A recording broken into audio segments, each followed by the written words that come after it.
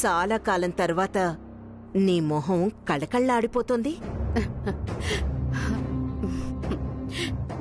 అవును రేఖ, నిజంగా తారక్ వాణ్ణి మారిస్తే నా జీవితానికి అంతకన్నా కావాల్సిందేముంటుంది చెప్పు. తలుచుకుంటేనే ఆనందంగా ఉంది. అయ్యో ఉండదా మరి? మట్టి కొట్టుకుపోయేది మేం కదా. అయినా ఈ ఆనందం నీకు పర్మనెంట్ గా ఉండాలి కదా.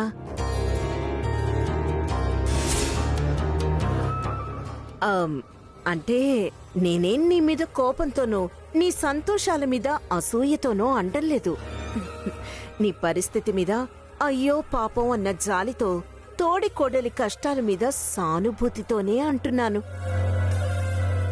తారక్ చేస్తానన్న మార్పు గురించి కదా నేను సంతోషపడుతున్నది. నేననేది అదే అక్క. దక్కేనా అని నా అనుమానం. ఎందుకంటే నేను కాపురానికొచ్చిన దగ్గర్నుంచి చూస్తున్నాను, నీ ఆశలేవీ తీరలేదు. నీ సంతోషం సగం బావగారి మరణంతో దూరమైపోయింది కదా. ఇక కొడుకు జాతకం తెలిసిందేగా. వాడిలా వచ్చాడని బాధే కదా. కూతురు వల్ల ఏమైనా సంతోషం ఉందా అంటే దాందెప్పుడు మన దగ్గరే చేయి చాచే బతికే. అందుకే ఈ సంతోషమైనా పర్మనెంట్ గా ఉంటుందో టెంపరరీ అవుతుందో అని అన్నాను, అంతే. చూడు, ఎవ్వరికీ ఏమీ సొంతం కాదు. కావాలంటే గరికిపాటి గారినో చాగంటి గారినో ఫాలో అవ్వు. అవి బుర్రకి ఎక్కవనుకుంటే కృష్ణ తులసి సీరియల్ చూడు, అందులో.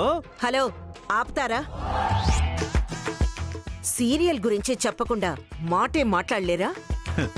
అవి ఫాలో అయితేనే రియల్ లైఫ్ లో అవతలి వాళ్ళ క్యారెక్టర్స్ ఏంటో ఈజీగా అర్థమయ్యేది. మాటల్లో అర్థాలు లోతుగా తెలిసేది. చాలు చాలు, ఆపండి.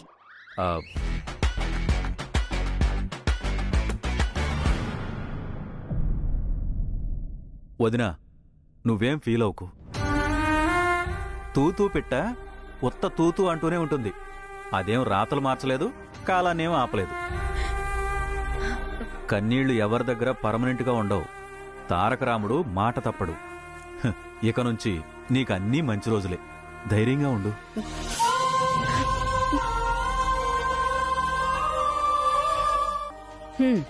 మనిషి దొరికితే చాలు బుర్ర తినేస్తారు. ఏదన్నా పని చేయొచ్చుగా. నేను ఆఫీస్కెళ్ళొస్తాను.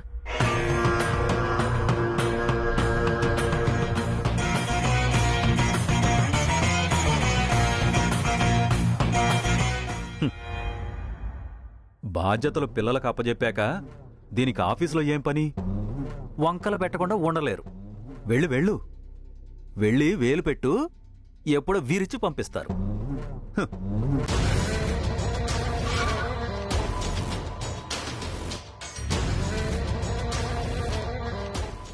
చూడ్రా, చూడు చూడు, లక్షల ఖరీదు చేసి ఆస్తి అగ్రిమెంట్ పేపర్లు. శేఖర్, శేఖర్,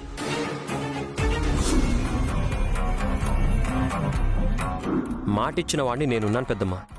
ఆలోచించాల్సింది నేను. శేఖర్ని వజ్రాన్ని చేసి నేను అప్పగిస్తాను. నువ్వు సంతోషంగా ఉండు.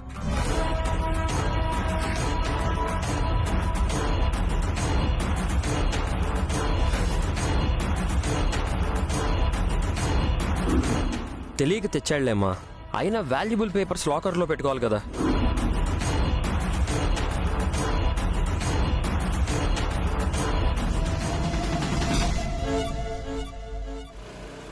తను కలుస్తాడంటావా? మిథునా, వెతికైనా కలిసి తీరాలి కదా. నాకు డౌట్ గా ఉంది. 3 పరిచయాల్లో వివరాలు తెలుసుకోకుండా ఇప్పుడు డౌట్ అంటే ఎలాగే? పేరు తెలుసు కదా.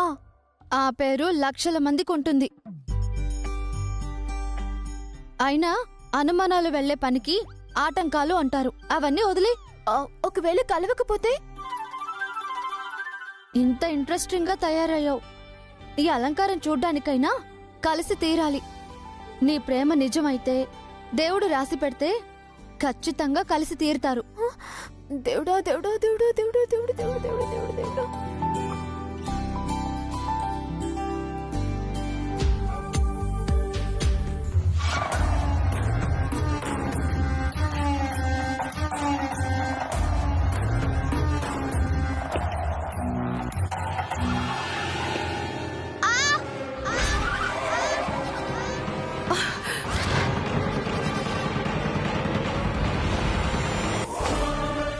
నిన్ను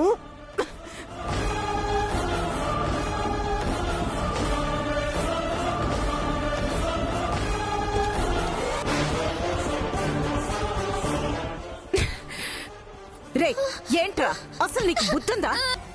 రే నోర్మి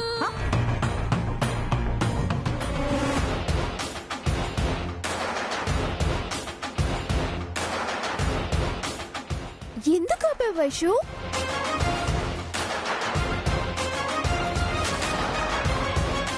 ఇక్కడే ఉండు, ఇప్పుడే వస్తాను.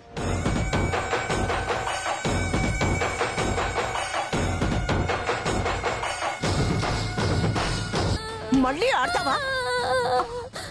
బుద్ధుందా మీకు? రోడ్డు మీద పిల్లల్ని వదిలేస్తారా? కార్ల కడ్డం పడేసి డబ్బులు గుంజాలని ప్లాన్ చేస్తున్నారా? వీడు చేస్తే నా చావుకొచ్చేది.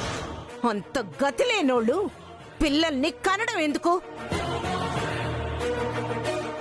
మనకెందుకే, వెళ్దాం పదా. మనం మంచి చేస్తేనే దేవుడు మనకి మంచి చేస్తాడు. ఇప్పుడు నువ్వు పెట్టుకునే గొడవకి నేను తోడు రాలేను, కానీ నేను పోతున్నాను. హా, ఎక్కడికి? నువ్వు గరం గరంగా గొడవ పెట్టుకో, నేనేమో కూల్ కూల్ గా ఐస్ క్రీమ్ తింటాను. ఎప్పుడు తిండేనా? హా.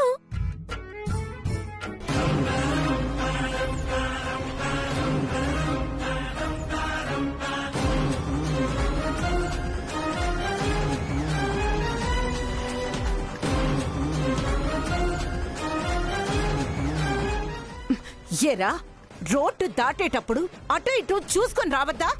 మళ్ళీ ఆడతావా?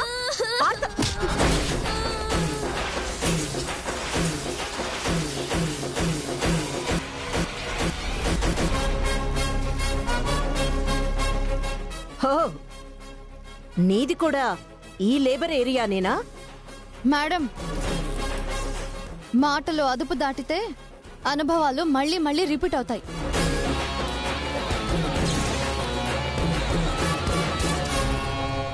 చిన్న పిల్లోన్ని మీకలా కొట్టడానికి చేతులెలా వచ్చాయి? వాడేం చేశాడో తెలుసా?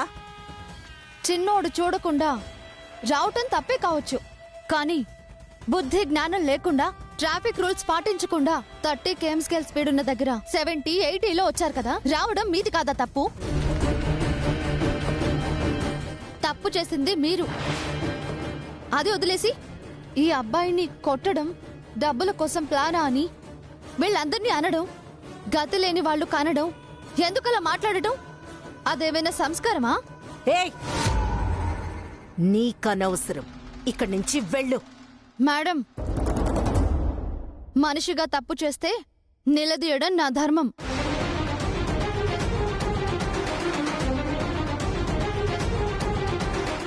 పబ్లిక్ ఉండే ప్లేస్లో స్పీడ్ లిమిట్ పాటించాలన్న కామన్ సెన్స్ లేదా? స్పీడ్ లిమిట్ పాటించాలి అన్నా కామన్ సెన్స్ లేకపోగా వాళ్ళందరినీ గతిలేని వాళ్ళు అంటారేంటి?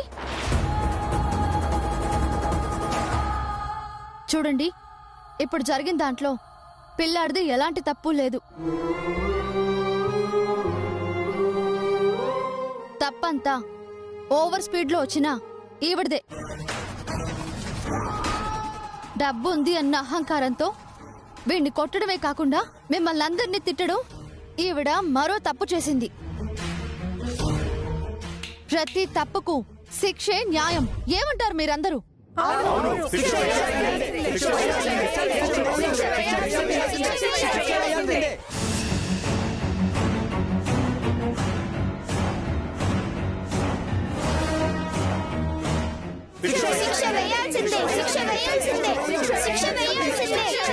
వద్దు, మీరందరూ ఆవేశపడద్దు. అన్ని విషయాల్లో ఆవేశం మంచిది కాదు.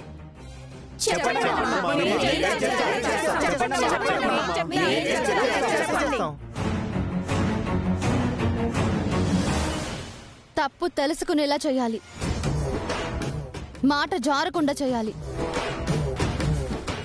లేనివాళ్ళు అని చులకనగా చూడకుండా చేయాలి.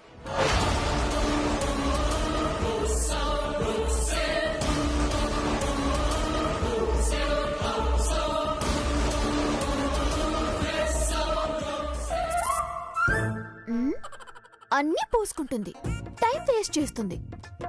అతను కలుస్తాడో లేదో అని నేను టెన్షన్ పడుతుంటే ఇదేమో ఇంకా రాదే. గతి లేనోళ్ళు అందిగా.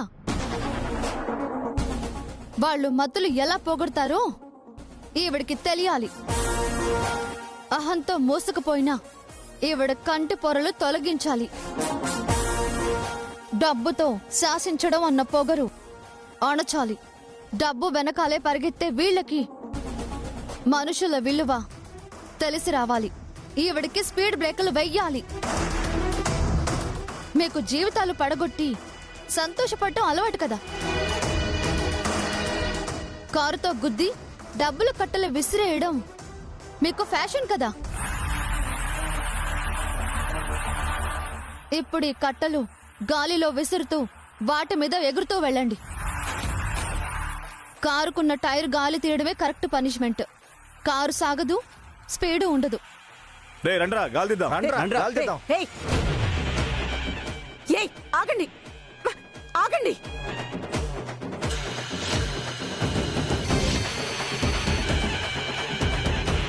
ఏయ్, వాళ్ళని ఆగమని చెప్పు.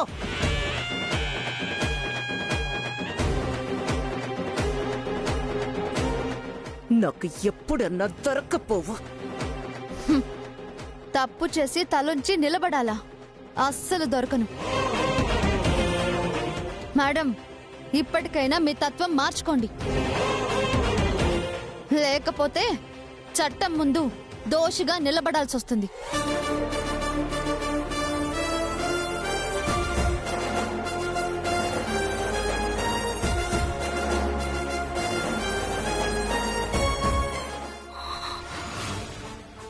ఈ అవమానానికి తక్కువ శాస్తి చేసి తీరుతా.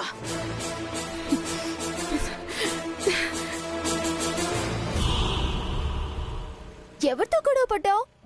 అప్పుడు పిజ్జా హట్ లో నాతో గొడవ పడిందే ఆవిడే. ఆవిడ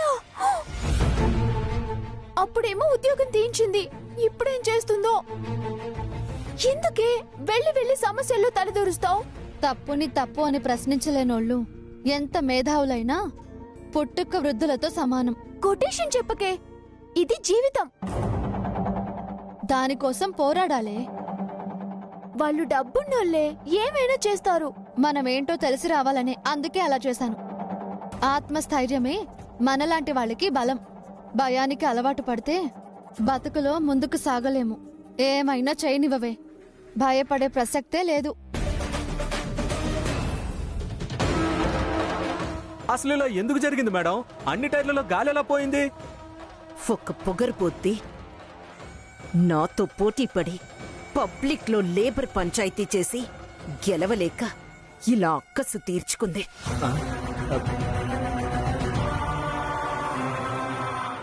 నన్నిలా గంట సేపు ఎండలో నిలబెట్టిన దాన్ని అంతు చూస్తాను. ఎవరో ఏంటో ఎలా అంతు చూస్తారు? అది వీడికి చెప్తే ప్రపంచమంతా ప్రచారం చేసి పరువు తూర్పారపడతాడు. తెలుస్తుంది, తెలుసుకొని తీర్తాను. మేడం, ఏదైనా క్లూ ఇవ్వండి, నేనే ఎంక్వైరీ చేస్తాను. అవసరం లేదు. అవమానం జరిగింది నాకు, ప్రతీకారం కూడా నేనే తీర్చుకుంటాను. పూటకి గతిలేంది నా మీద తిరగబడుతుందా? గతి లేదని మీకెలా తెలుసు? దాని అవతారమే చెప్తుంది. ఆత్మగౌరవం ఉన్న అమ్మాయి అయి ఉంటుంది. గాలి మాత్రమే తీసి వెళ్ళింది, గాయాలేం చేసి వెళ్ళలేదు. సంతోషించండి మేడం. ఏమన్నావు? ఏమనలేదు మేడం. ఎందుకు తిరగబడిందా అని ఆలోచిస్తున్నాను. నువ్వేం ఆలోచించాల్సిన పనిలేదు గాని ముందు ఆ టైర్ల సంగతి చూడు. ఆ, దాని వివరాలు తెలుసుకుంటా. జీవితంలో సంతోషమంటే ఏంటో దానికి తెలియకుండా చేస్తా. ఆ, పోయి అది ఈ రేఖతో పెట్టుకుంటుందా? దానికి నామరూపాలు లేకుండా చేస్తా. రేయ్ తొందరగా కానివ్వండి, మేడం గారు ఎండలో కందిపోతున్నారు. తొందరగా.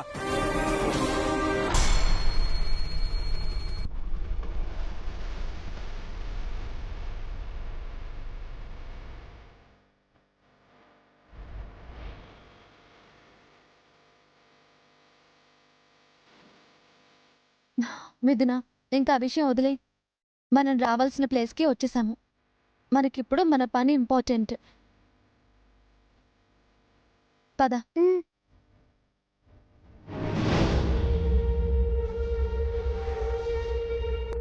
అత్తయ్య గారండి,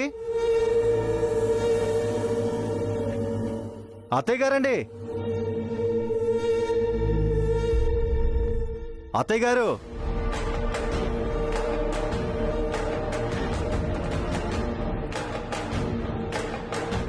అత్తయ్య గారండి. గుడ్ మార్నింగ్ అత్తయ్య గారు.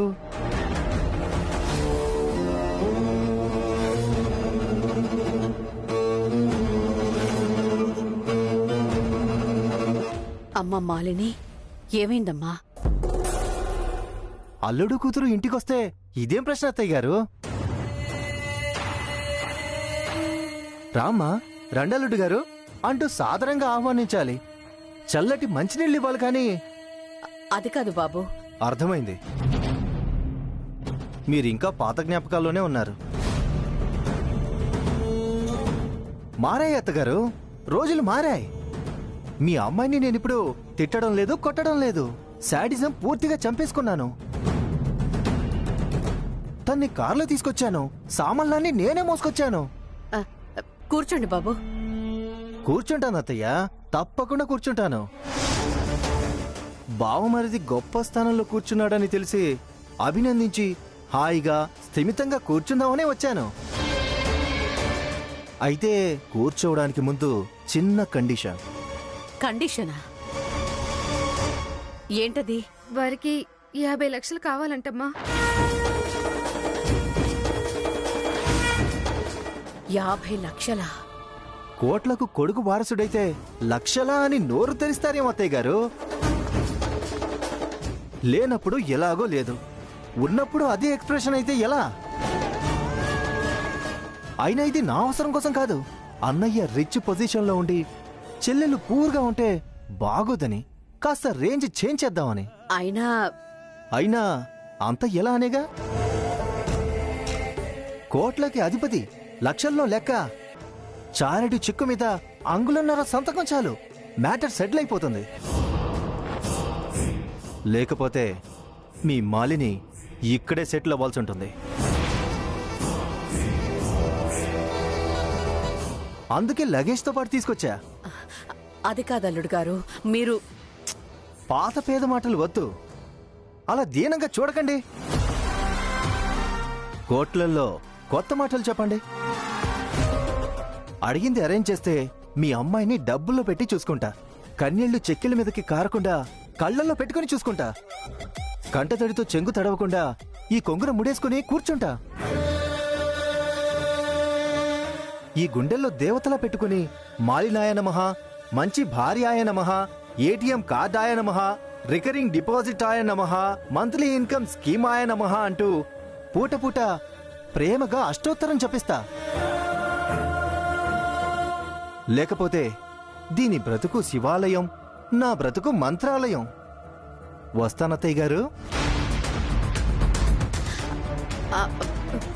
అత్తయ్య గారు, మీ అబ్బాయి క్యాష్కి ఓకే అంటే నేనే వచ్చి తీసుకెళ్తా. నాకే నామూచి లేదు. వస్తానత్తయ్య, జాగ్రత్త. వెళ్ళొస్తానే.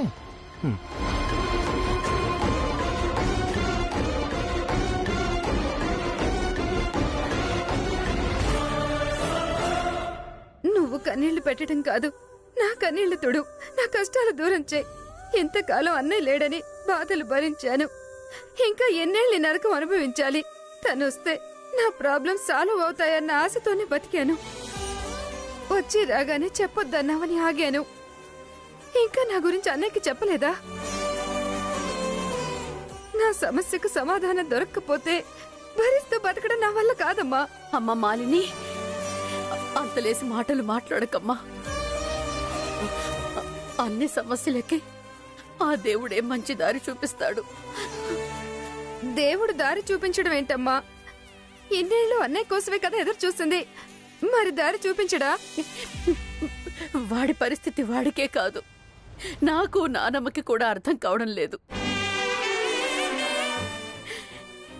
ఎలా చెప్తే మీ ఆయనకు అర్థం అవుతుందో తెలియడం లేదమ్మా. నువ్వే అలా అంటే నా జీవితం చక్కదిద్దేది ఎవరమ్మా?